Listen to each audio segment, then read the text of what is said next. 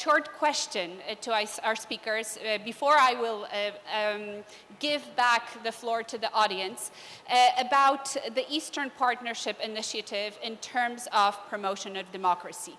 Do you believe that the initiative itself, that falls yet short from a promise of enlargement, an enlargement promise that was so critical for Central Europeans, including my country, Poland, to really reform, really become democratic, does the lack of this enlargement perspective allow the Eastern Partnership Initiative to be a true democracy promotion tool? And if yes, what kind of instruments does this initiative have to help the countries, the 6 countries, truly move and reform? Let's start maybe from the Minister of Armenia, Zorab. Could you start? Thank you very much. I think the conceptual approach, so far as Armenia is concerned, is somewhat different. Democratization is about Armenia. This is the most difficult point we have to make to everyone around us.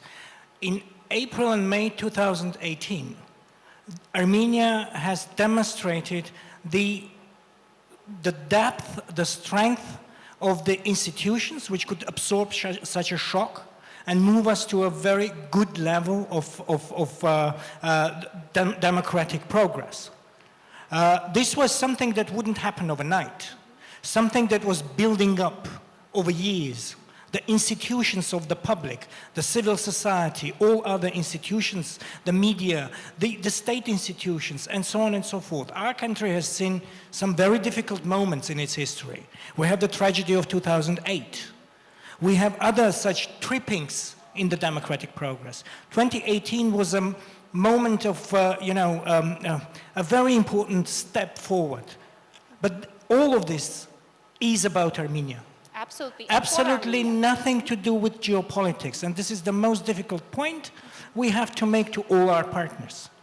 So Armenia, is EU relevant? Is the relation with the EU relevant? But this is where I'm coming to. Because this is all about values, and these are our values. The values that we chose to build our country when we became independent in '91. The model of a country. When we do a law in Armenia, we send it to not any commission in the world, but to the Venice Commission, for example, because we want to check it against the European standards.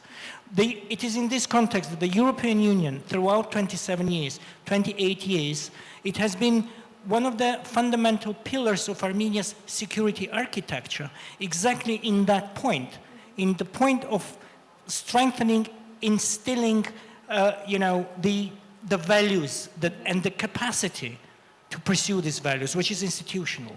You can have all the values, but if your institutions are not good enough, it will not work. So it is the value of our relationship with the European Union that they have been participants in this through the consistent support and engagement in building the institutions to build, genuine, strong democracy.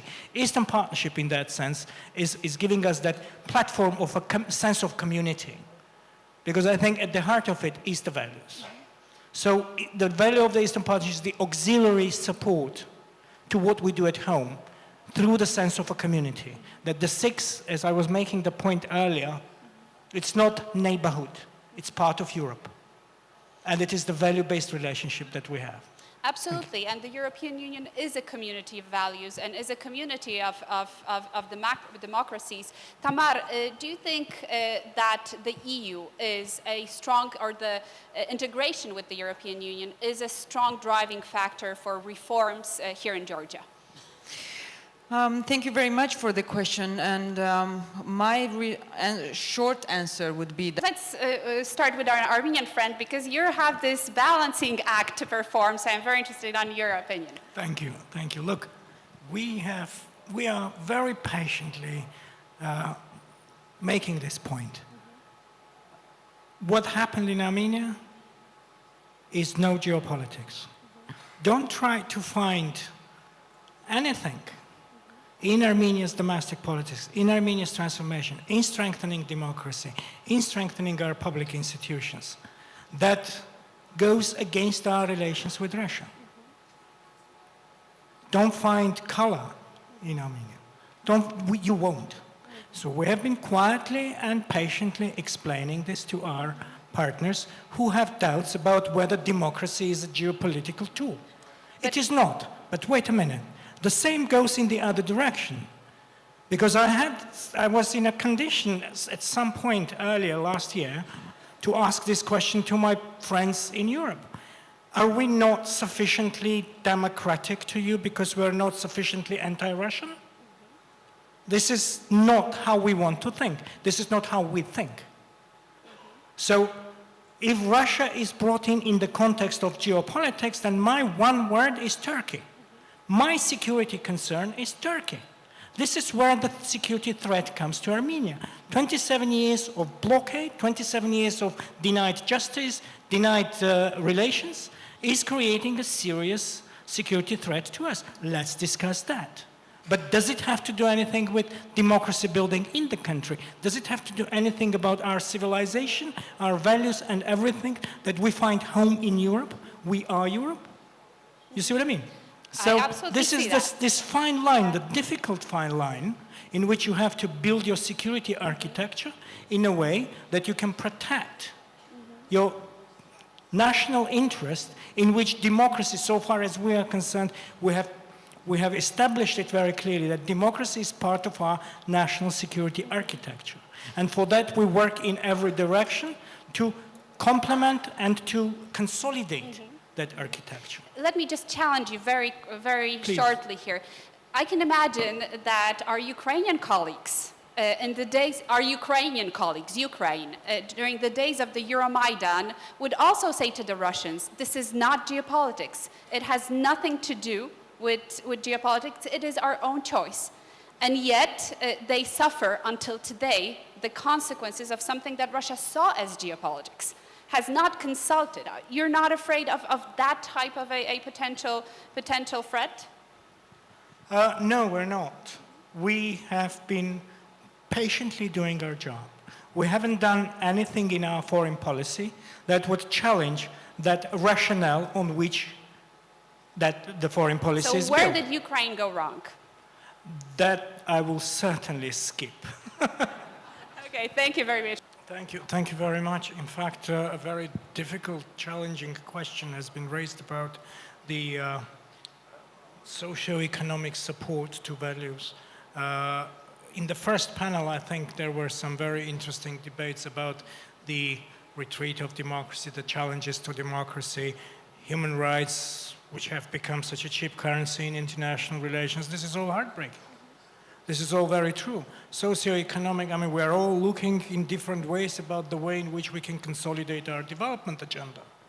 Now, to what extent we compromise our values is the consistent challenge. There are other new partners, so to say, new opportunities, new avenues opening up for socioeconomic diversity and diversification and development, which the question of conditionality is pushed to the back.